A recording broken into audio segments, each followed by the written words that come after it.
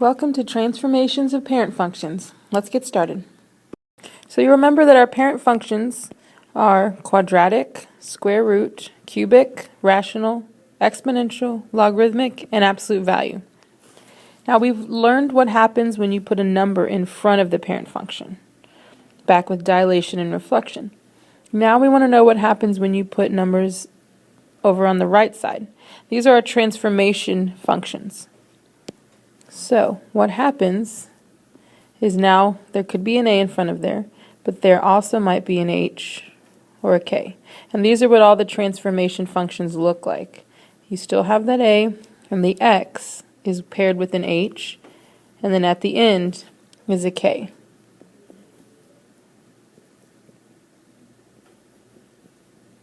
The h is always being subtracted from the x.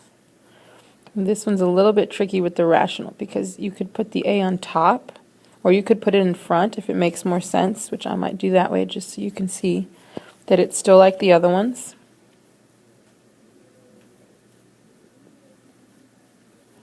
And then add the k at the end. So the h is always subtracted from the x, and the k is always added at the end. In this case, even the h is an exponential component, just like the x is up here.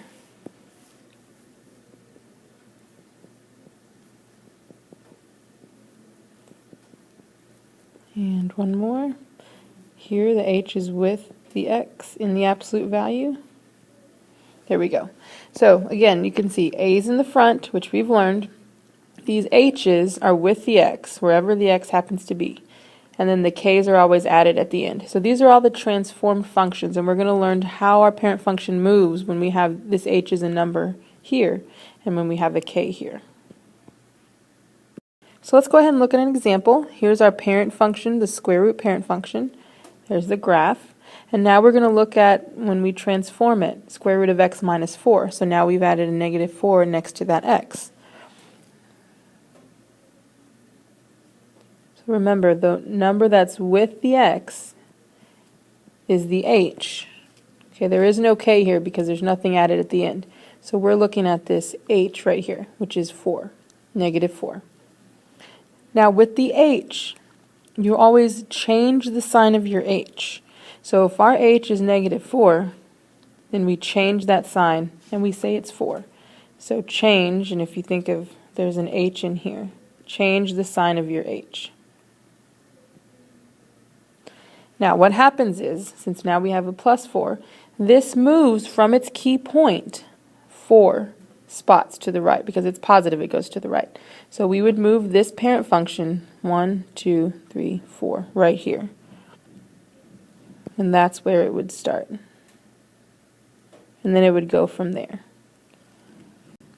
So we identified that this was the h. We changed the sign of our h, so this is a negative 4. So we made it positive 4. And then we moved positive 4 on the x-axis. So h, your h, the number here, is how your function moves from right or left. Now let's look at this example. Here's the parent function of absolute value and its graph. Here's our transformed function. Now, we want to look and see, is this the h or is it the k? Since there's nothing inside this absolute value with the x, then we don't have an h here. We have a number added at the end, which means it's the k.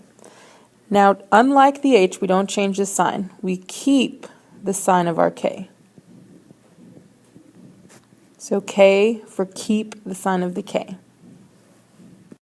So as we look at this, our k here is positive 4. So we're going to keep that sign. It's still going to be positive 4. Now the k is how it moves up and down on the y-axis. So we start at the key point of the absolute value function, which is 0, 0. And we go up 4 because it's positive 4. 1, 2, 3, 4. And that's where your new transformed function is. So if you were to graph y equals the absolute value of x plus 4, with the plus 4 at the end and not inside with the x, this is what your new graph would look like. So again, the k tells us how our parent function moves vertically on the y-axis. So our transformation functions with a, h, and k. In this case, we're looking at the quadratic one, but it's the same for every single parent function. The a always tells us if it's vertically stretched or vertically compressed, or if it's reflected. The h, like we just learned today, is going to tell us how it moves horizontally. So the h tells us our horizontal shift, how it moves left to right. And then remember, we're going to change H for change, the sign of our H. Now the K, the number that's at the end, not with the X. So the H is with the X wherever the X is. The K is just the number added at the end. So the K tells us our vertical shift, how our parent function is going to move up and down the graph on the y-axis. And then K for keep, the sign of our K. Don't forget to watch the next video. Thanks for watching and see you soon.